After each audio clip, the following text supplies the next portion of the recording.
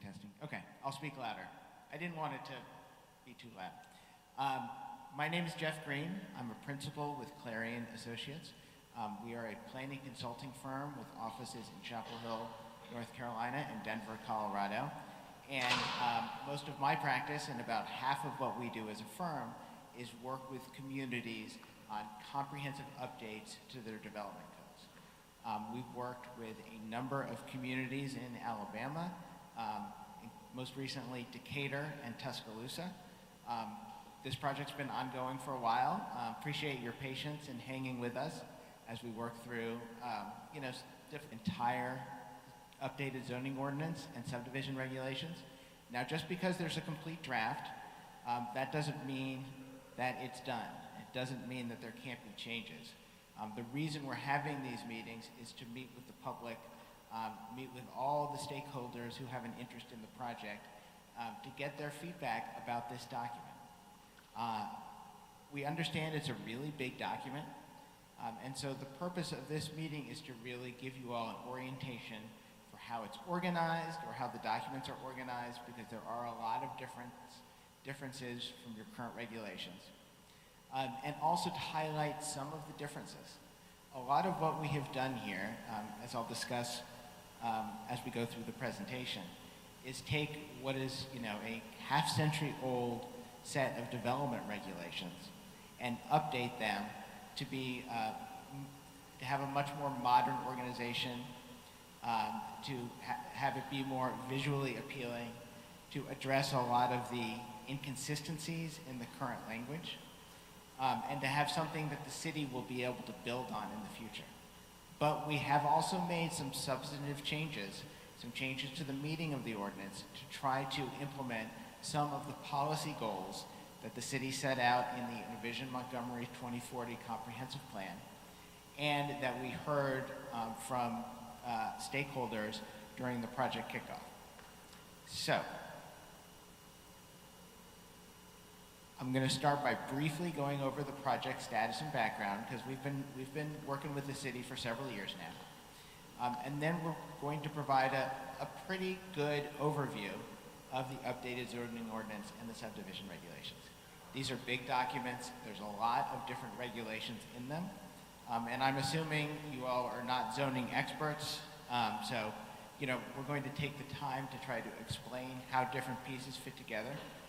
And one of the things I do want to say is we will have ample opportunity at the end of the presentation to answer your questions. So let me get started. So this is the work program and schedule. We are right in the middle there in task 3, code drafting. At the very start in task 1, project initiation, we came out to speak with city staff who are involved in planning. We met with elected officials. We met with the public because we wanted to learn what worked well in your current zoning ordinance and subdivision regulations, what didn't work well, and what some of the city's goals were for this project. To determine the goals, we also looked at the Envision Montgomery plan, and there are a number of policy goals that are directly relevant to the updated zoning ordinance and subdivision regulations. And we also, based our analysis of what the city needed on our review of your zoning ordinance and subdivision regulations. We've worked in lots of communities across the country. We know a lot about best practices in zoning and subdivision. And so we reviewed your current ordinances sort of through that critical eye. That led up to task 2, the code assessment. The code assessment, I have a copy right here. It's available on the city's website right now. This was our evaluation of the current regulations in the context of those goals that we identified in task 1. So both the planned policy goals in Envision Montgomery 2040 and other feedback we heard from the public. The assessment includes 2 main parts. The first part is an evaluation of the current code, where there are parts of the current regulations that work well. We said so, and we noted that we would carry them forward. Where there were parts that we thought fell short of meeting the city's goals, we stated that and we provided recommendations for how they could be addressed in the updated zoning ordinance and subdivision regulations. The second part of the code assessment is an annotated outline, and the outline set out the proposed organization of an updated zoning ordinance and updated subdivision regulations if the recommendations that we made in the code assessment were adopted. We came out during task 2, had several meetings with the public to provide an overview of the assessment and get feedback. And afterwards, we huddled with staff, identified what changes needed to be made, and then we went ahead and began drafting the updated zoning ordinance and subdivision regulations based on that roadmap. So we have drafted these documents in 2 modules, we call them, 2 installments. The first module were the administrative procedures, the zoning districts, and the use regulations. And we have actually come out twice to talk to the public about those. We had a couple meetings here. We had a couple of meetings all around the city. I think we had a total of about 12 separate public meetings on that module 1. So we're here now. We completed module 2, which was the rest of the zoning ordinance and the subdivision regulations. And we're here today to talk about this complete draft of the regulations. This includes module 1, feedback we heard from the public on module 1, module 2, and lots of feedback from staff. We've had several rounds of review with staff. They've taken a very close look at the draft regulations, provided their feedback, and that has all been incorporated into the draft, which will be available on the website later today. Apologies that it's not up quite yet. We do have a copy up here, and after the meeting, if you'd like to take a look, you're welcome to do so. There were 4 key themes in the assessment, each of which we have been addressed through the updated zoning ordinance and subdivision regulations. Theme 1, I think, is pretty key. Theme 1 is to create user-friendly regulations. The current zoning ordinance and subdivision regulations in the city are, quite frankly, decades old. They are organized in a very unintuitive way. There are no graphics. There are a lot of best practices in zoning ordinances that have been developed over the last few decades. Ways to better present information in ways that are easier to understand. The use of graphics. Since the 1990s, there have been advancements in programs like Microsoft Word, which we use to draft the document, which allow you to easily add pictures and colors and tables and formatting, all of which the current zoning ordinance doesn't include. So, secondary to all the other changes we made, a big goal of this project, which we think we have accomplished, is to make a much more user-friendly document that's much more accessible.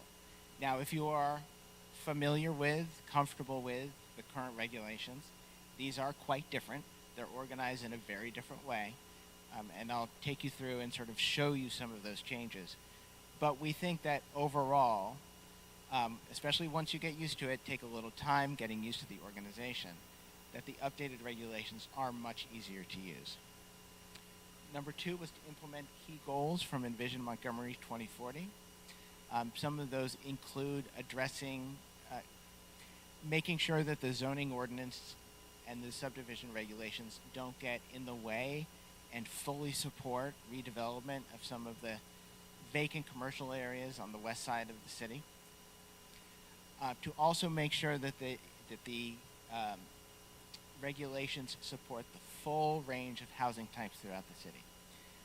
Montgomery, like many other communities around the country, this is not something that's Montgomery specific, used to have a wide mix of housing types, everything from single-family detached houses to townhouses to duplexes to buildings with 3 or 4 units, all the way up to larger apartment buildings. But in the last 40 or 50 years in Montgomery, as elsewhere in the country, zoning ordinances have really made it difficult to build anything except for single-family detached homes, houses on their own lot, or larger apartment buildings. So one of the key goals in Envision Montgomery was to allow some of this so-called missing middle housing, the housing that has not been developed over the last decades that is between those detached homes on a single lot and those larger apartment buildings. And themes 3 and 4 are making a lot of updates to the set of zoning districts. Those are the basic rules that govern how you can use land, how big the lot needs to be, what uses can go on there. And then also modernize the development standards. Those are the general standards that apply to development in the city, such as how much parking you're required to provide, how much landscaping needs to be on the site, the materials and design and height of fences and walls. All of those standards we saw based on our review of the ordinance and the policy direction in Envision Montgomery, a lot of ways to include some additional requirements, not super stringent, pretty basic requirements that will help improve the quality of development in the city. So those are the 4 key themes that really are woven throughout these updated documents, but I did want to focus on some of the changes we made to make the document more user-friendly. There is a much more logical organization. We'll show you what that organization looks like later. But like provisions are listed together. One of the things that you will notice is a clean and easier to use design, so you can see that example on the right. Some of the features you may note, along with the pictures, is that we use boldface and indentation and white space to establish a clear hierarchy throughout the document. So it's much easier to understand what provisions apply and how they relate to other provisions in a code. Because zoning ordinances and subdivision regulations are legal documents. So they're not going to be fun to read like novels, but there are ways to make it clear exactly how different provisions relate to each other. We've done a lot of consolidation and elimination of duplicate text. The ordinance has been updated a bit over the last 50 years, but it hasn't been done so in a comprehensive way. So there are a lot of areas where the same provisions are repeated multiple times. Most common is each set of zoning districts in the current zoning ordinance has its own list of allowed uses, own list of uses that are restricted uses, and own list of uses that are prohibited. We've gone ahead and consolidated that all together into one section so that there's one list of uses in one place that applies throughout the city. And we'll show you exactly how that works a little bit later. Finally, at the end of the current zoning ordinance, there are a couple of extra sections that have been tacked on in recent years. There's some standards for alternative financial institutions and standards for solar energy systems. Those have been reintegrated into the document, and they've been done so in a way that if the city chooses to make future changes to the ordinance to address new uses, to address new concerns, there's a clear and logical place to put those provisions. So let me just show you a couple of examples of how we think the updated ordinance is better designed and easier to use than the current regulations. These are a couple of the commercial zoning districts in the current code. You can see on the left, there's a table with some of the dimensional standards that apply. Up at the top, it's a little hard to read, but there's are those lists of uses that are allowed, uses that are restricted, uses that are prohibited with letters, and they are referenced down below, the different letters and what groups of uses those are. So those are inconsistent between different districts. So in the new ordinance, those are the same 2 districts. And Christian's going to talk about it a little bit later, about the details. But every district has this consistent format. There are well-designed tables that include the key dimensional standards that apply to development in the districts. There's a drawing in most districts that illustrates how those dimensional standards and the allowed uses work together to provide the desired form of development. And up top in each district, there's a purpose statement that establishes the purpose of the district and a general discussion of the types of uses, that are intended, and in some cases references to the comprehensive plan, and what policy goals and what place types the district is supporting. I told you at the bottom there were these groups of uses, and again, these are inconsistent between the different districts. We've replaced that with this comprehensive use table. This is an excerpt from the principal use table. We'll go into some more detail about it later, but you can see on the left are the different uses. They are all listed in that one table in one place. Each use is defined. They're categorized in a major classification and then a category. And then up across the top, wrong way, sorry, you can see the different zoning districts. So just by glancing down from your district and looking across, you can see whether a use is permitted, whether it's allowed as a special exception, or if it's blank, that the use is prohibited in that district. There's a table of contents at the front, and one of the things that you'll note, if you look at the table of contents online, once we post it on the website, if you click on any of these sections in the table of contents, it'll take you right to that section. Another thing you'll note is that there are a lot of cross-references. So each of the zoning districts, instead of those lists of uses that your current ordinance has a reference to Article 4 where we have consolidated all of the uses. If you click on that reference to Article 4 in any of the districts, it'll take you right to Article 4. So again, we think it's a lot easier to maneuver. Finally, I did want to point out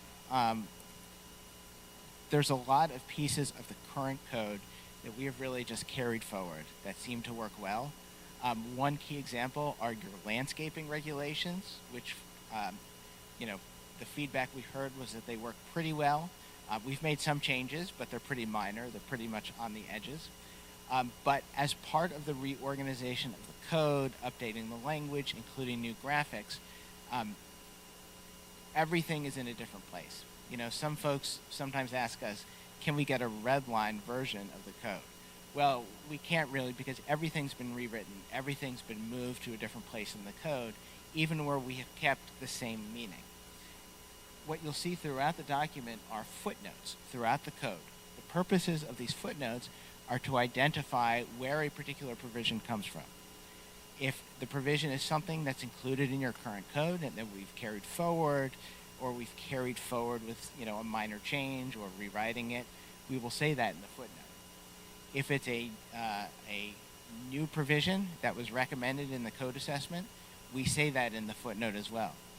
In the districts, when we've consolidated districts or where we've adjusted some of the standards, we note that in the footnote. So the footnotes are a really important resource to understanding how the updated zoning ordinance and subdivision regulations are changed from the current zoning ordinance and subdivision regulations. And I encourage you, as you're reading through, if you're wondering where something came from, take a look at the footnote. The other thing I'll note is that these footnotes will not be included in the final version that is adopted by the city. These are included here just to help folks as they're reviewing the document, as they're making comment, but will not be part of the adopted regulations. All right, let's dive in. And for those of you who showed up late, we will have lots of time at the end for questions. This is the organization of the updated zoning ordinance. This was set out in the code assessment. There are 8 separate articles. We've tried to group like regulations together. So for example, all of the zoning districts are in Article 3. All of the administration provisions, so everything relating to rezoning or any sort of a permit, you can find in Article 2. All of the development standards are in Article 5, so the regulations around off-street parking and loading, the regulations around landscaping and exterior lighting, those will all be found in Article 5. You'll note that we reference the SMART code in an appendix. The SMART code, as you may know, is a separate zoning code that applies largely around the downtown area and a couple of other places in the city. Now, we're not touching the SMART code. You'll see when we go through the zoning districts, there's a reference to the SMART code. We want folks who are reading this ordinance to understand that the smart code exists and that there is a process. If there's land, you can get it rezoned to the smart code and vice versa. But otherwise, the regulations in this ordinance do not impact land that is that is governed by the smart code, and we are not proposing any changes as part of this project to the smart code. So I did just want to make that clear. All right, so let's start out. So we're going to go through each of the articles, hopefully in not too much detail. But again, if you have questions as we go through, please ask. Article 1, general provisions. These are sort of the basic boilerplate provisions that every code needs. What's the title of the code?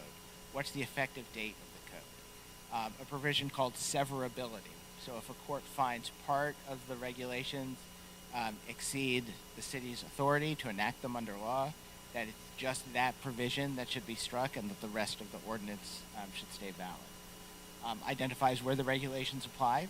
Again, just in the parts of the city's planning jurisdiction that's governed by this ordinance and not by the part that's governed by the smart code. Establishes the official zoning map. Establishes other basic rules like the relationship with other city laws, state and federal law, and also private covenants. So any deed restrictions, it makes clear that the city doesn't enforce those, that those are handled privately. One of the important things I did want to note are the transitional provisions. So at some point, this code will be adopted, and there will likely be some development applications that have been filed under the current ordinance that are still being processed that haven't been approved or denied. In that case, the transitional provisions state that any applications that are pending when the new ordinance comes into effect will continue to be processed under the old ordinance, unless the applicant decides they want to take advantage of the new ordinance. So again, these are a lot of basic provisions that are important, but typically that are important. I'll just leave it there. All right, so Article 2 is administration. I'm going to turn it over to Christian to talk about the next couple of articles. Thanks, Jeff. All right, administration, our second article of the bunch. So the administration article is where you go for all of the review and approval procedures throughout the code. So if you want to rezone your property, if you want to get a special exception for a use you're looking for, if you want to get a variance to adjust how deep your setback is, you want to apply for a planned development, those are all things that are listed in here. So this is basically the first place you go when you, as a developer or as a landowner, are interested in developing your property. You'll come straight to the administration section.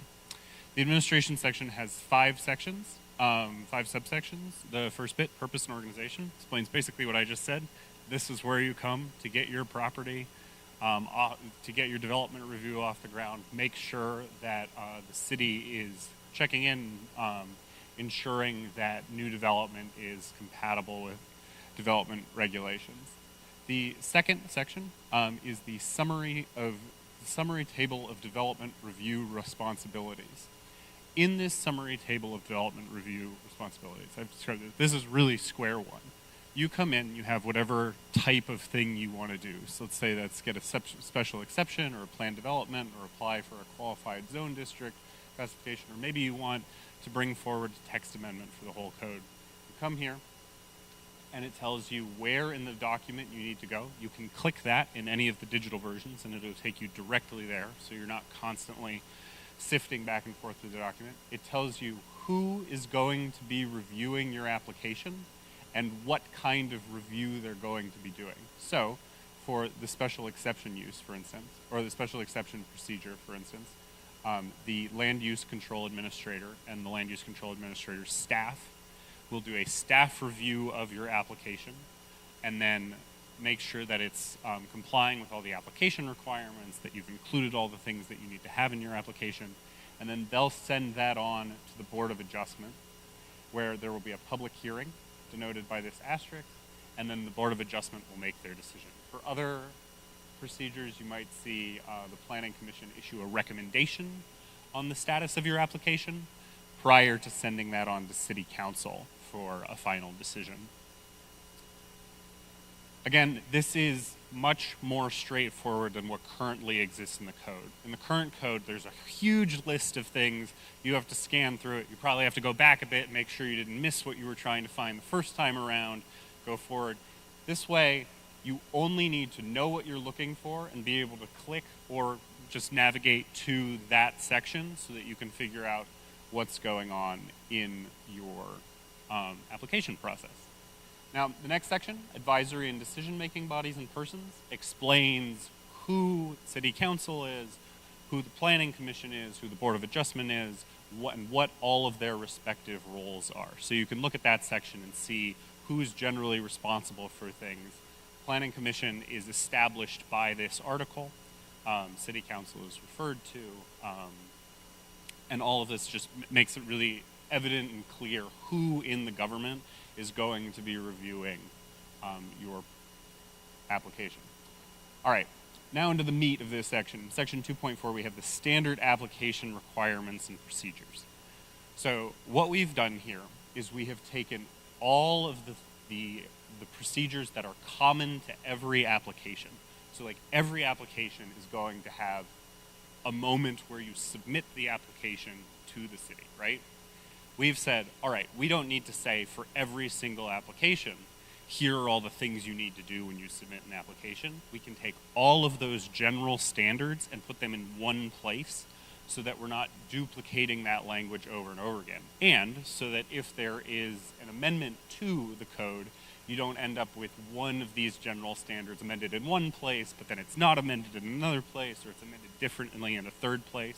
By taking it all and putting it in one single place, it makes it so that consistently applies for all the different applications, which allows us to make the development process significantly more predictable and hopefully make it easier for folks to develop the kinds of things they want to see on their property without having to play essentially a guessing game with the document. So in those general procedures, we have a pre-application conference, which is optional for some procedures, application submission, staff review and action. For the procedures that require a public hearing, we have those. Advisory body and hearing, that's your planning commission, and then your decision-making body and hearing, which might be your board of adjustment or city council, or in some cases, the land use control administrator for those staff decisions.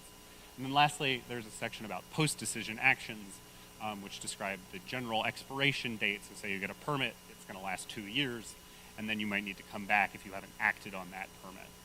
So those sorts of general rules exist in that post-decision action section. However, we also have all of these specific procedures, and this is the last section of the administration article.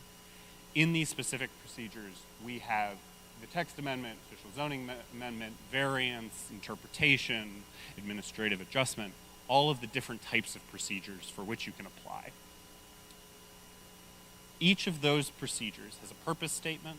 It has a flowchart showing which of the standard procedures apply to it.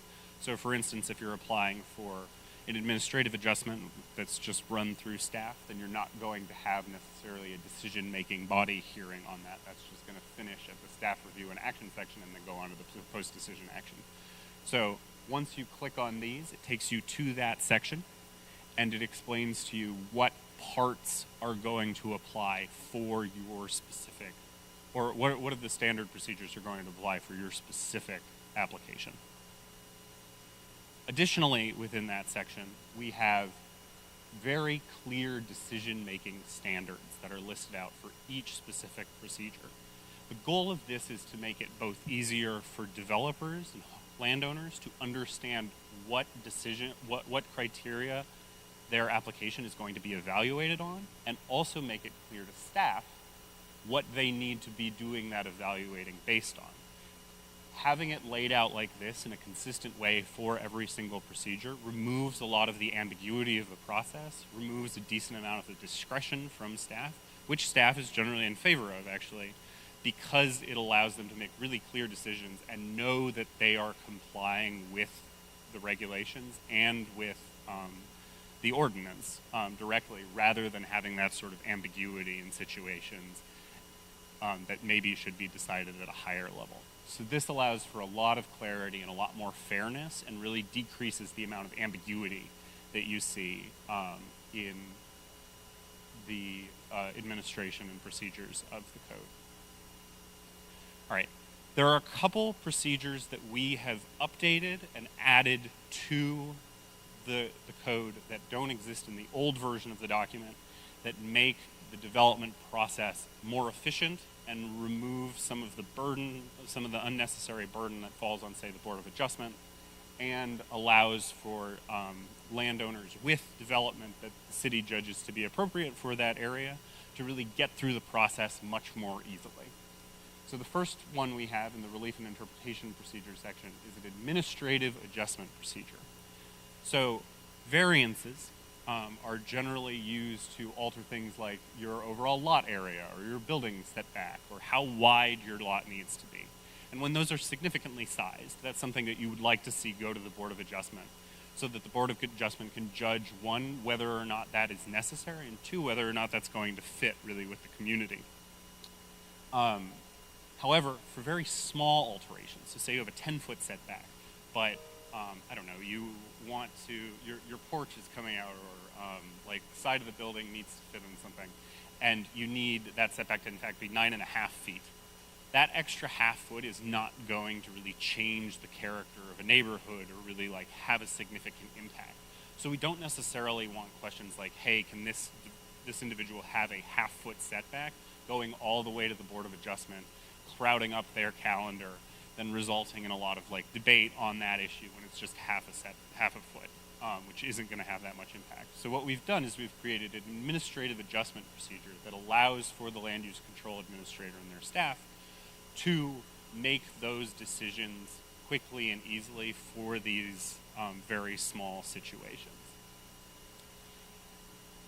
So I described variance a bit earlier. The current procedure for variance is very general. So you can, it is somewhat unclear what counts as a hardship that qualifies you for a variance. And so you can come before the Board of Adjustments and say, well, I have this problem. And the Board of Adjustment at some level makes a discretionary decision as to whether or not your hardship is in fact that hard. And then they can essentially just rule one way or another. And this leads to a lot of ambiguity again. It leads to a lot of difference in how the code is being implemented from one applicant to a different applicant. So what we've done is we've really gone in and we've clarified again in these decision-making standards what hardship is, so that a variance is really only awarded in cases where there is a genuine like physical difficulty on the lot.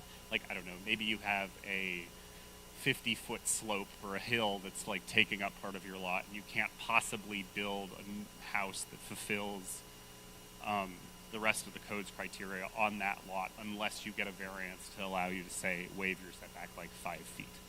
That would qualify as a legitimate physical hardship that would then qualify you for a variance. But you couldn't just say, well, I don't want to put it there. My hardship is my personal feelings about this. Please let me put my house somewhere else, and then get the Board of Adjustment to approve that. So we're really going and bolstering that. Lastly, we have an interpretation procedure that's new. The way the interpretation procedure works is we are not always capable, and I think it is in fact fair to say that it is impossible for a zoning code to fully capture every single quirk of a city. Like, there are going to be some topographies that don't fit quite in. There are going to be some lots that don't quite fit, say, it's going to be hard to figure out what the front lot line is on a given lot, because, I don't know, maybe it has 2 streets bordering the front of the lot, or the doors facing a certain direction. This interpretation procedure allows for the land use control administrator to make a decision interpreting the code and saying, this is what I think this means. Those interpretations in these cases of ambiguity are then going to be filed away and formally written down, so that you don't have one ambiguous interpretation of a code provision, and then you come back to that same code provision on a different application, and you get a different answer to how that is being implemented. This formal interpretation process really pins down what that interpretation was, and hopefully the department and the land use staff take that before city council at some point and ask that the code be amended to formalize that interpretation as part of the ordinance rather than it all just existing as a sort of separate ancillary part of the document. All right, that's the administration section. I'm going to go on to the zone districts, Article 3. And again, we'll wrap back around to questions and we'll be able to flip all the way back through this if you have any specific questions about the document at that point. All right, zone districts. So this is the whole lineup of the zone districts. We have general provisions explaining what a zone district is, anything that applies to all of the zone districts, agricultural districts, residential, institutional, business, industrial, qualified, and then the PD districts and the overlay districts. The smart code area is just a reference. Again, the smart code ordinance exists separately from this document and governs only the areas that the smart code applies to. So this is just a reference saying smart code exists. If you have a property that exists within the smart code district, please go look at that ordinance because that's where those things will be taken care of. In this section, we have made a really strong effort to reorganize the regulations so they're user-friendly and easier to understand, like Jeff said at the beginning of the presentation. We've used a more consistent naming system, we've consolidated some of the zoning districts that are essentially redundant, and we've added some new districts to fill in gaps where we currently see a need for additional districts to really allow the development that we want to see in these parts of Montgomery to actually happen. All right, again, this is the main zoning district. I'm going to get out of people's way just so we can see. All right, this is the general way a zoning district looks. I know it's a little bit far away. I kind of wish this screen was the whole size of this arch, but you know, you work with what you can.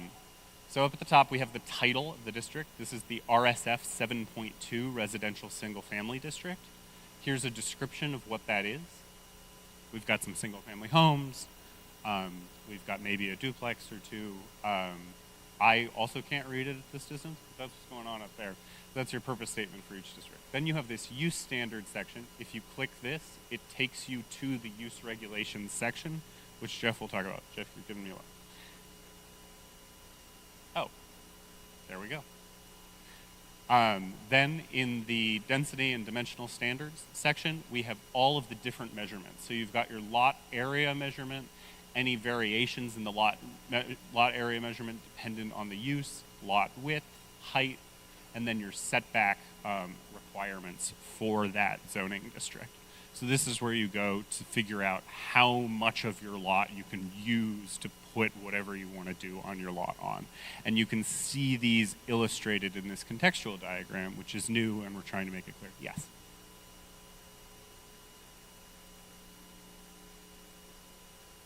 Are you talking about these? Oh, this. So this 9, 5, and 2. The 2 is a table note. So it's basically down here referencing you down to the bottom to say that there is more information about that side setback. And so like if there are any notes throughout the code, you'll see in brackets those 1, 2, 3, and it'll take you there. It is a 0. Oh, it's a 0. Basically what that means is there are some conditions where you might have, say, a townhome, and so since your townhomes will be right up next to each other, you get an exemption from the side setback, but if you're detached, they need to be at least 9 feet from the lot line. Does that make sense? Yeah. All right, and then this last section is the development standards, and this is a section that says all of these other things in Article 5 or elsewhere in the code also apply to your development. So again, I mentioned when we were looking at the administration table, that summary table of procedures. That's the first place you go. It explains what procedure you're going to go to. This is the other core spot in the code.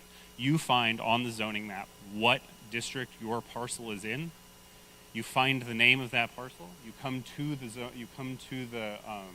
the ordinance. You find the page that tells you that same title, and from this page, you can find everything else in the code that applies to the project that you're interested in doing. So say you want to build a single family home on a parcel that you own. and you happen to live in this RSF 7.2 district, in the use standard section, it'll tell you whether or not you can use that use. In the dimensional and intensity standards, it'll tell you where on your lot you can locate it, how high and how dense that development can be. And then in the development standards section, these are all clickable, and it tells you everything else that you'll need to comply with in order to get that project done. So that's the basic layout of the zoning district. All right, I'm going to go through the lineup of zoning districts now to tell you what has changed, what stayed the same, and the various purposes of the zoning districts and why we've made these changes. So first section are these agricultural districts. We haven't made any changes here. Agricultural 2 has been, the agriculture district carries forward the agricultural 2 district with no changes. That's your low density residential farms. Agricultural residential, same thing, but it also replaces the flood hazard district. So again, we don't want a lot of development in that area. So that's what that AGR RES district takes care of. All right. And then in residential districts, we've consolidated several districts with similar standards and reduced the districts from 20 down to 8. The reason we've done this is a lot of them are very similar and a lot of them do the same work, which can make it so you end up with more piecemeal development. It makes it harder to do sort of larger sets of development where a developer can really come in and get a lot of work done because they're navigating all of these different districts at the same time, which can result in rezonings and that sort of thing.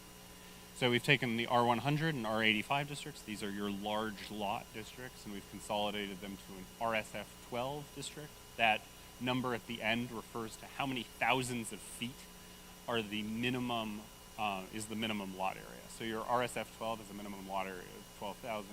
RSF 8.4 is 8,400. 7.2 is 7,200, and so on down. In the RSF 7.2 district, which combines the RS60S and RS60D districts, we've added allowances to add duplexes to that district, patio garden homes, townhomes, all things that allow for more affordable development, basically, so that we can get more people housing in ways that really fit the area of the community. R50 has been carried forward as RSF 6, and then the RME and RMF districts have a wider range of housing options and a little bit more density, condominiums, apartments, so that again, in the right parts of the city, we can get more housing built for folks. We've also made sure when we do these mergers to carry forward the standards in such a way that currently existing development in those districts does not suddenly become non-conforming. This generally means if your house or your business or whatever property you have on a lot was allowed under the old code, it will continue to be allowed under the new code. If in the rare case that this doesn't happen, you'll refer to articles, one of the later articles, the nonconformity article, which Jeff will describe a bit later. All right, next section is the institutional districts. These have all been carried forward, and we've added new ones for special uses. So we've got one for parks and open space, one for colleges and universities, one for the Air Force Base and the Gunter Annex. That one doesn't have any zoning standards because it's the federal government's property, so they manage it as they see fit. And then one for the other institutional uses like schools, hospitals, nursing homes, and uses that support those institutional uses. All right, all 4 of these business districts are new. This is the commercial neighborhood, commercial concentration, I think regional commercial, which is CR, and then the commercial corridor district. The goal here is to allow for commercial growth that really fits in areas that are not currently being developed. So like there's a lot of land south of downtown, for instance, a lot of vacant open land west of the city that we're looking to allow for new development to really fill in, but we want to make sure that it's compatible with the character of the neighborhood that currently exists there. So we've used these for business districts to sort of fill in or give city council the tools to fill in those gaps. Commercial neighborhood allows your limited neighborhood serving commercial uses. These are your corner stores, your little cafes, that kind of stuff. Your CC district allows a broader range of commercial uses, including offices, but is really catered to folks who are going to be able to walk to these businesses. And then your CR district supports your moderate and higher density commercial development like you see out in East Montgomery, but with hopefully a higher or a high level of design excellence. And then this last district, commercial corridor district, allows a broad range of uses with modest design standards to try and really make sure that commercial corridors that aren't seeing a lot of action right now, maybe have a lot of vacant storefronts, are sort of getting filled in and have and are calibrated so that they fit the market where it's at, so that developers can come in and really get those places running again. We've also carried forward the B2 individual stores district as CG, highway commercial as CH. The two office districts have been carried forward as OC and OP, and we've removed the central business, planned commercial, and office zero lot line districts because, again, we're pulling in these sort of modern, more effective districts to eventually phase those out. All right, the remainder of the districts include the industrial districts. We haven't made a lot of changes there. Generally, industrial districts are pretty well calibrated. You can put industry there. You don't want them, bearing down on a residential neighborhood. You're not going to allow homes in an industrial district. Kept that the same. Your qualified districts, those are districts that city council, those are revisions basically that city council can make to existing districts to allow for specific modifications that wouldn't otherwise be allowed in those districts. They're very discretionary. Those have been carried forward. And then we also have the overlay district, which is just your airport hazard area. That's also been carried forward with no changes. And again, we have this reference to the smart code district that takes you to an entirely separate ordinance. The last thing I want to talk about is the planned development districts. So right now there is a planned unit development district that is used predominantly for residential uses. This is a sort of custom district do you have a question? No? Sorry, you're looking very earnestly at me. I appreciate it. Can you hear me all right? Okay, cool, thank you. It might be the echo if it's not coming down correctly. Planned unit development district, the current one is primarily residential. It allows for a decent amount of flexibility, but it doesn't necessarily allow for very creative new developments that can be very beneficial for the city. We see in a lot of communities we work in that there is a lot of value in having a more general planned development district for projects of real exemplary quality that are larger or not normally permitted by the standard zoning.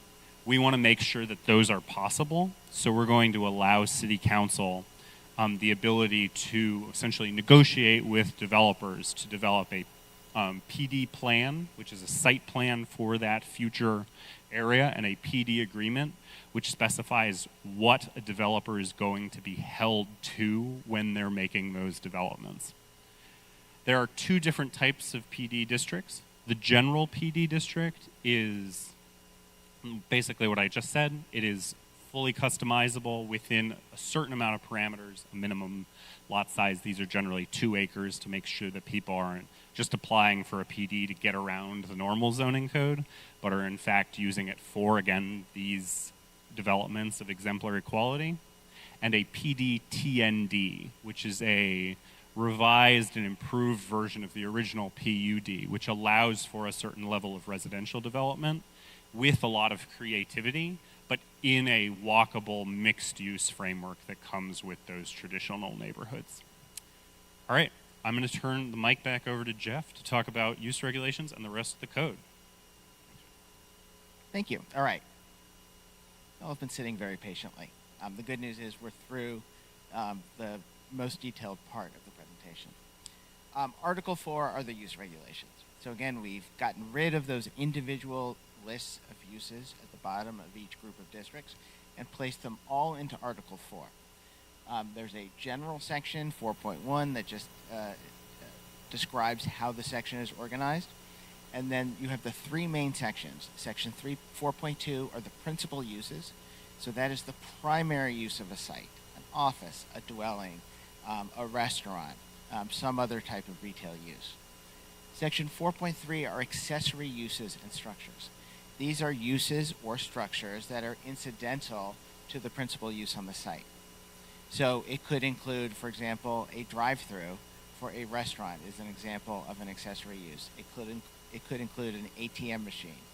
It could include a shed on somebody's residential property that they use to store gardening tools. Section 4.4 are the temporary uses and structures. These are uses that are not permanent, but that are allowed on a site, which may have a principal use or may not have a principal use for a limited period of time. And there's only a few temporary uses, and we'll show you that when we get to the slide that has the temporary uses. Finally, Section 4.5 provides the Land Use Control Administrator with rules for how to interpret uses that are not listed. So that if an applicant comes in with a use that is not explicitly listed in the ordinance, it may be that the administrator can allow that if, because of the different impacts of the use, it is very similar to a use that is listed, and it allows the administrator to either allow the use or decide that it's not similar enough, and in order to have that use, it'll require an amendment to the ordinance by the City Council. So let's talk about Section 4.2. As I've said several times, sorry for belaboring the point, we've taken all of the different uses in the document and placed them all into this one table. There's also a new organization that's intended to group together similar types of uses that have similar impacts. And one of the key things that we have done is we've gone through, we've defined all of the different categories that the uses are placed in, and we've defined each and every use. So let's take a look at that use table. This is the same use table that you saw about 20 slides ago. Each use is within a use classification. This is a very broad category of different types of uses. The classifications in this ordinance are agricultural uses, residential uses, civic and institutional uses, commercial uses, and industrial uses. Very broad sets of similar types of uses. Underneath each use classification are use categories. And so here's a couple of examples. So under commercial uses, the first use category is animal care uses. The second is food and beverage services uses. Each of the other use classifications has its own set of use categories. The use categories are defined in the ordinance, and each use category groups together uses that have roughly similar impacts. Now, the lowest level are the individual use types. The example that's pointed to here is bar and tavern, which is a type of food and beverage use. Another type is restaurants. So these are all going to be uses that, while they're part of the same general category, because of the specifics of the use and how they're defined, they're likely to have different impacts, and so they're going to be allowed in different groups of districts. Across the top, you can see all of the different districts in the ordinance. And as I mentioned earlier, by looking in those cells at the intersection of each column of districts in each row of uses, you can see whether or not the use is allowed by right without having to get a special exception. That's what the P means. If it requires a special exception, which is what the S means. The A means that the use is allowed in a plan development district if it's listed in the plan development plan that is adopted as part of the plan development ordinance. So a PD plan will typically, if it's a largely residential with maybe some office, it will list those specific uses as allowed in that specific district. But other uses that are not listed there, such as a manufacturing use, would not be allowed if they're not listed in the PD plan. Now, a lot of the uses in the code, in the updated code, like your current code, have some additional standards that apply. one thing I'm thinking of in your current code are the alternative financial institutions that are near the end of the code, which establish distance requirements for those financial uses. Here, all of the use-specific standards are in that section 4.2, and there's a reference to each of them in that rightmost column there. So if there is a use-specific standard that applies, there will be a reference there. And if you're reading the document online, if you click on it, you'll go right to the use-specific standard. So that's the organization of the principal use table. Here's one example of a use in the principal use table. So again, we're looking at that same section of the table, although I've cut out a lot of the rows. We can just see bar and tavern. You can see that it is permitted by right in the CG, CCOR, CR, and CH districts.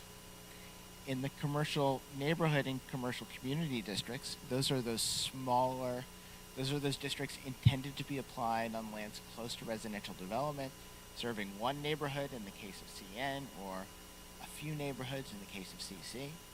It's allowed, but only after the Board of Adjustment has had a chance to review it as a special exception application to determine whether or not, given the characteristics of the use and the specific location where it's proposed, if a bar or tavern is an appropriate use for that location. So it's not allowed by right, and there's this extra level of review because there might be circumstances where a bar and tavern would be appropriate in a CC or a CN district, and there will likely be circumstances where it's not appropriate, and it provides that level of review by the Board of Adjustment. The A means that if it's included in the PD plan, it's a permissible use in a PD or a PDT&D district, and all those blank ones means that the use is prohibited there. So a bar or tavern is not permitted in any of those residential districts. For bar and tavern, like each of the uses, if you go to section 8.3, you can find the definition of the use. Some of the uses in the code that are defined today, we've carried forward. Some did not have definitions, so we've drafted new ones. And then there's the use-specific standard that apply to a bar or tavern. So if you click on this link over here on the right, you can see the standard for bar and tavern, which is a limitation on the minimum distance between a bar or tavern and a residential use or a residential district. Those two other use tables, the accessory use table and the temporary use table, all arranged very similarly. For each, there is a set of general standards that apply to all accessory uses or to all temporary uses. And then many of the accessory uses have their own use-specific standards. Uh-oh. There we go. And then all of the temporary uses, there are only 5 of them, have their own use-specific standards as well. All right. Highlights of some of the changes. One of the key pieces of policy direction in Envision Montgomery was to allow some additional housing types. So we've, as Christian talked about in the district section, we're allowing some additional housing types in some of the existing districts, including the ones that have been consolidated. We've also added cottage home and tiny house uses, and there are standards that apply to each. We've also updated some of the communication tower standards. There are RV parks in the city. We've added some new standards for those. We've added some new standards around the overnight parking of commercial vehicles. And, we included this comment about the self-storage facilities here because this is one of the ways we're trying to make the development in the city more predictable. Some time ago, Planning Commission established these guidelines for self-storage facilities. So they're not part of the current code, but they essentially establish what Planning Commission expects that self-storage facilities will provide, what standards they will meet when a self-storage facility is proposed in the city. Those are the types of standards that really should be included in the code so that everybody is aware of them. Somebody trying to develop a self-storage facility, somebody who lives near a self-storage facility and is concerned about the potential impacts. So with some modifications, we've pulled those standards into the code so they are part of the ordinance and everybody is aware of them. All right, Article 5, these are the development standards. This is where we've made a lot of changes. The current regulations have some pretty up-to-date standards for landscaping. Landscaping in parking lots, landscaping around development sites. But otherwise, there are a lot of basic site design standards, development standards, that the current ordinance simply does not have. So we've done a lot of updates to make some really basic improvements to the development standards, some basic updates to the development standards that we think will have the effect of really improving the quality of new development in the city. There's a lot here. I encourage you to read through the document. You'll see in the footnotes holistic analysis of the impact that development's going to have and identifies any changes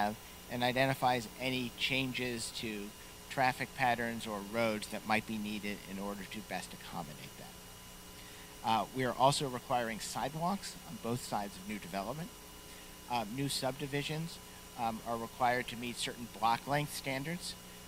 The goal there is to make sure that you don't have very long streets with no intersections. That makes it really hard to get around unless you're in a car, because it makes those walking trips that could be short if there were shorter blocks and different ways to get around. It can make those trips take much longer. There are also requirements for cross-access for commercial development, so that if you have a row of separate commercial uses, there's a way to get from one to the other without requiring cars to go on to what can be a really busy main road. Section 5.2, off-street parking and loading standards. This is one of the areas where we're providing a lot more clarity. We've taken that list of uses in Article 4 and included that here to establish the minimum off-street parking requirements. So if you are starting a use, which is listed in the use table, you'll look at the use table and you can see exactly how much parking is required to be provided. As part of the project, we've gone through and we've done what we call right-sizing the parking requirements, making sure that we're doing our best to require the appropriate amount of parking be provided and not too much. But we have also provided applicants with a number of opportunities to reduce the amount of parking they need to provide if they can meet some clear standards that are set out in the code. There are some new stacking requirements, so we want to make sure that when cars are going into parking lots or when cars are accessing drive-throughs, that cars are not backing up into the public street and causing traffic issues. There are also some updated basic standards for bicycle parking, as well as updated standards for loading. Section 5.3 of the landscaping standards. Again, you all have a good set of landscaping requirements. We've gone ahead and updated some of those buffer requirements. So the transitional buffers are put in place when you have two types of uses that are incompatible, that there might be impacts between the two. So, for example, if you have an industrial use and a commercial use, you would require a buffer to try to minimize the impact of the industrial use and the commercial use. There are different buffer options, and we've included some graphics that illustrate how they work. There are also some new basic foundation landscaping requirements. So around non-residential buildings, to require some landscaping around the outside to soften the appearance of the building, as well as requirements for street trees. Section 5.4, some very basic fence and wall standards. Left it to a half page because there's not a whole lot there. Just some basic material standards. We are allowing an additional foot of height for a lot of fences based on some feedback. Section 5.5, these are open space standards. Encourage you to take a look at this. This establishes comprehensive open space requirements, requiring a certain percentage of land to be set aside, depending on the different type of development, and also includes standards for the type of open space that needs to be preserved, how that space can be used, and how that space can be maintained. Section 5.6, riparian buffer standards. This limits development near identified streams. This has the benefit of helping with flooding, but also protecting water quality. These are new standards. Section 5.7, exterior lighting. These are new basic lighting standards that apply citywide. The goal is to help improve the quality of the night sky. There are standards, among other things, there are standards that require full cutoff lights. You can see that graphic on the bottom that's taken from the code, so that when there is lighting installed, the lighting goes down and not up into the sky to create unneeded glare or to go off-site. And there are also illumination requirements at the edge of properties because we want to make sure that light is not bleeding from one property to the next. There are some basic form and design standards for non-residential development and multifamily development, as well as for big box stores, your Walmarts, for example. They are not like the smart code standards. Those are very prescriptive and pretty limiting because there's a very specific form that those standards are designed to accomplish. These are much more basic standards. There are transparency requirements, and there's really a variety of options given so that a developer or somebody developing a new building still has some flexibility to design their building in different ways. Sign regulations in section 5.9. If you look at the draft, you will not see the sign regulations because we are still drafting them. These are brand new, and we are not quite done with them. Also, we think they're going to need, some careful review because the city doesn't currently have sign regulations. And in our experience, sign regulations can be controversial because residents and commercial interests can sometimes have very different views about the needs for signage and what the signage should look like. All right, home stretch. Article 6, nonconformities. Whenever you develop land under a code, there's a possibility that in the future the code might change. And so what was legally done previously may no longer be legal under an amended version of the code. And that's something that certainly could happen with the adoption of this new code. The purpose of the nonconformity section is to establish rules for how to deal with those properties. So generally, if you have a nonconforming use, so it's a use that in a district used to be allowed but is no longer allowed, or a nonconforming structure, maybe it doesn't comply with the setbacks in force today, you're generally allowed to continue that use or maintain that structure, but there are limits as to how they can be expanded or changed in the future. So we've really carried forward the current regulations. We've tried to rewrite them to be a little more clear, and we've made some other changes as well. Article 7, these are some new basic enforcement provisions that are not currently in your code. This really just makes clear the city's authority to enforce the ordinance, to address violations of the zoning ordinance to the maximum extent allowed by state law. Finally, Article 8, definitions and rules for construction, interpretation, and measurement. In Article 3, we talked about how there are basic standards for minimum setbacks and maximum height and all of those other requirements. What this section does is includes the rules for how you measure these setbacks, how you measure the height of a building. So these are really very much reference materials. Section 8.1 includes the general rules of construction. So what the word shall means, whether it's mandatory or not.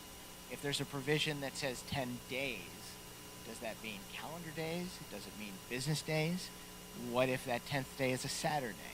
So again, there are those sorts of rules in Section 8.1.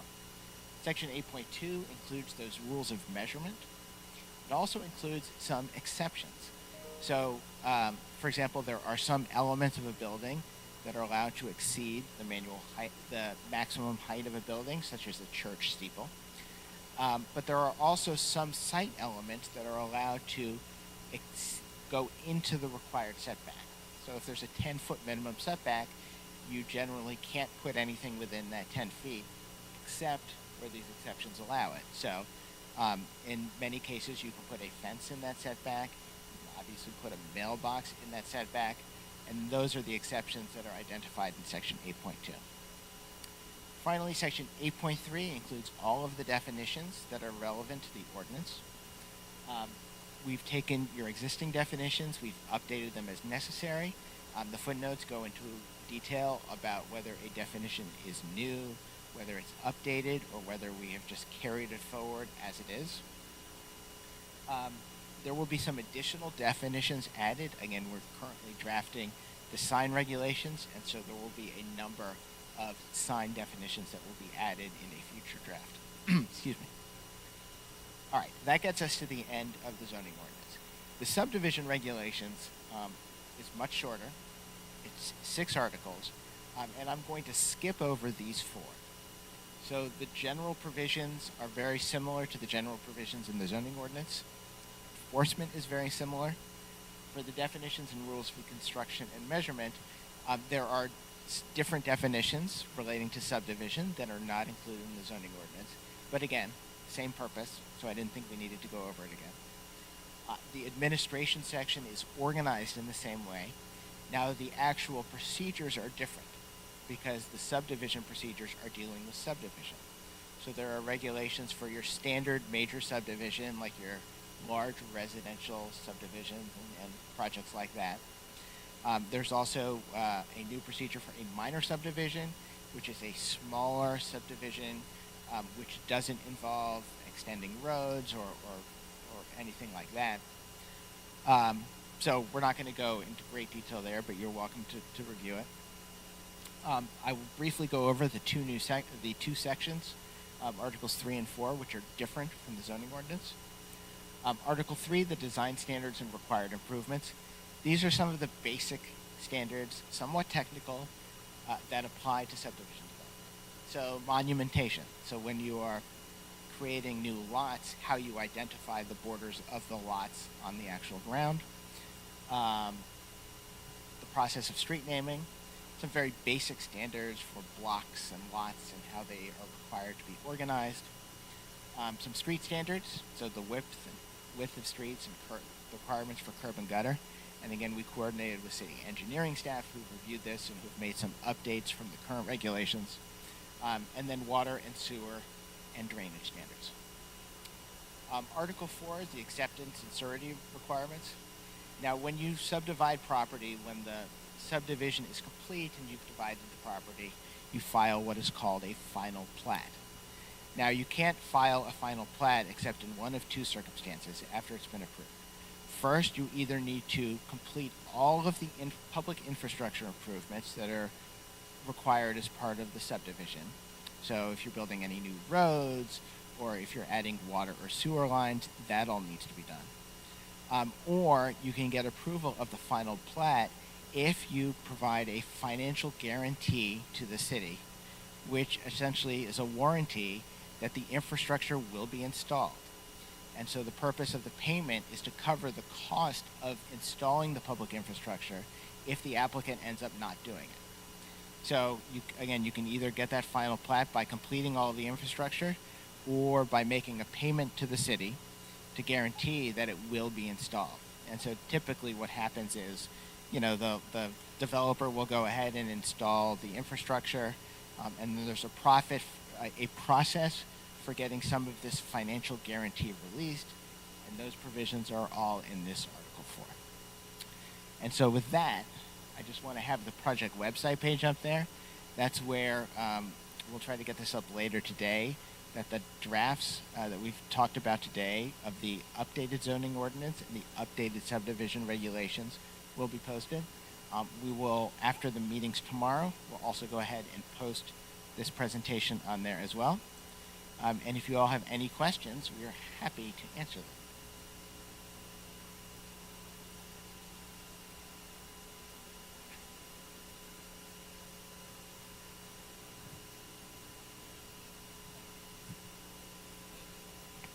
Maybe a small question regarding empty lots that exist throughout the city in different zones.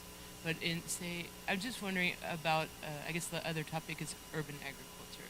So I know you have 2 agricultural zones now, kind of full and low density residential. Is there and maybe it fits within the various residential categories, and this is so complicated, but it's clear what you're presenting us. Can you have urban agriculture in the new zoning ordinance in various neighborhoods as a sort of infill type of piece. So while I answer the first part, I'm going to ask Christian to take a look at the ordinance and see if there is a urban agriculture use, which I think there is, but I can't promise. But we could add if it's not, which would allow what you're talking about in the, the residential districts. Yeah.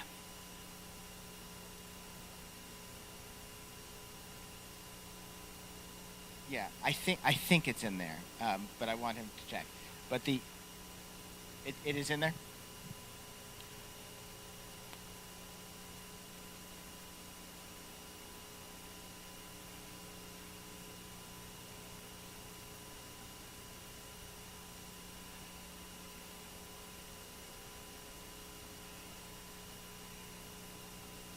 Yeah, and those agriculture districts are those are pre-existing districts, and those are generally applied, at the outskirts of the city where there's not a lot of development.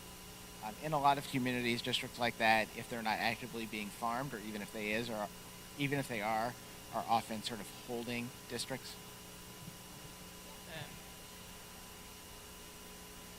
No, that sounds great. Special exception in various residential districts, including those new two smaller scale commercial. Thank you.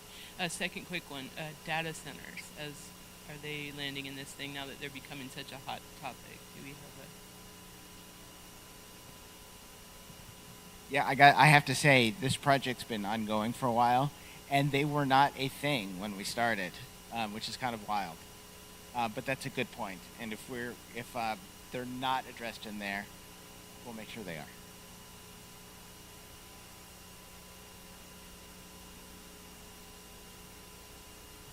Probably.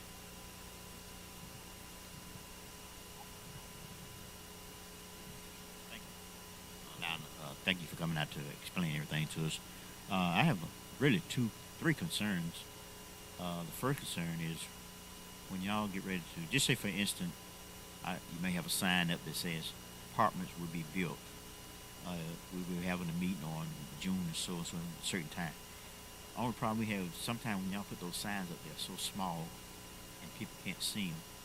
So I was hoping if there's any way that y'all can utilize the media so you can let the residents know when y'all plan on having a meeting, and try to make the signs a little bit visible where they, where people in a certain area where y'all plan on putting something that the people would know.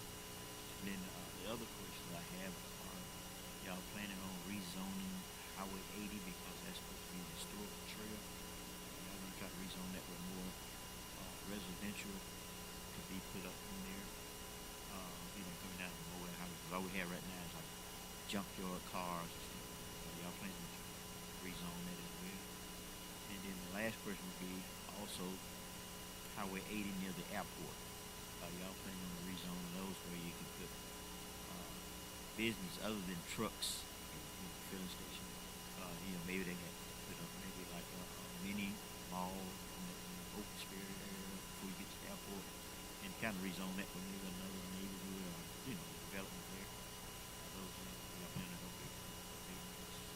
All right, let's see if I can answer. Let's see if I can remember all three questions. The first one is about notice, and the adequacy of notice and making sure that the signs, that are identified some sort of application that's been filed, and that there might be apartments to make sure that they're visible. So we can talk about that. We have included in the ordinance essentially the requirements for notice for state law and what they require, which don't specifically get into, I don't believe they get into like the size of the signs that, those little signs that identify that there's an application, but we can talk with staff about ways to enhance the notification that goes out. With regard to rezoning and Highway 80, so I'm not familiar with exactly what it's zoned today and what types of uses are allowed in that district. Yeah.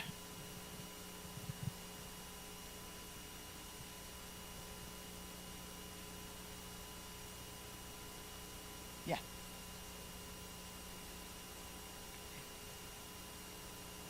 Yeah, and also, yeah, and also the historic areas.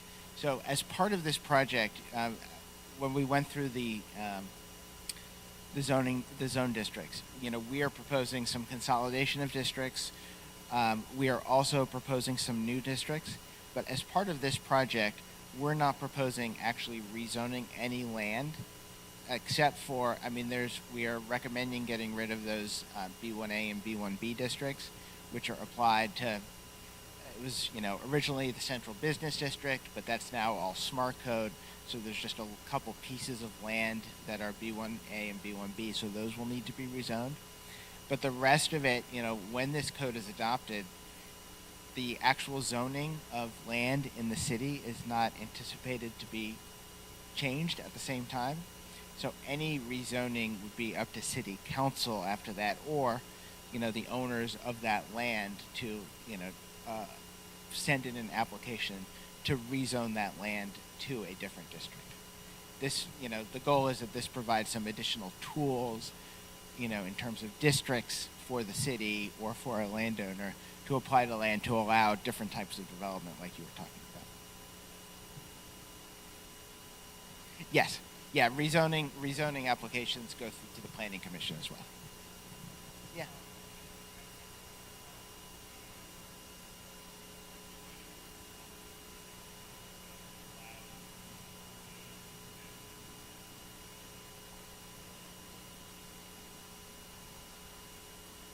So that thing we could think about limiting where they're allowed and also adding standards. Because again, thank you for pointing it out. These were drafted a couple years ago, and a lot has changed. Yes.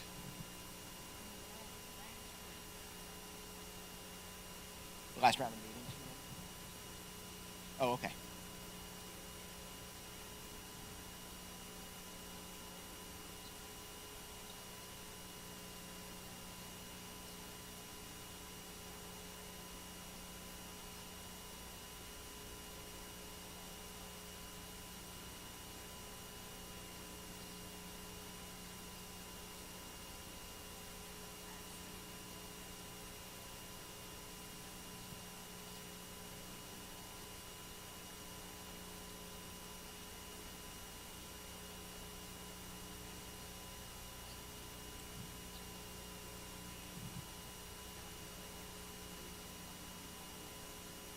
Yeah, so there will still be legal nonconforming uses. There will, at the same time, we do in some of the districts allow duplexes and tris and quads.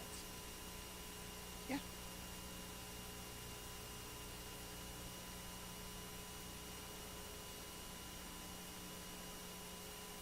Is there anyone else? And we're going to be hanging out for a little bit, and we have another copy of the updated zoning ordinance, which again we'll put on the website if you all want to flip through it. There's also a couple copies of the updated subdivision regulations, which are much shorter, which you can look at as well. But any more questions?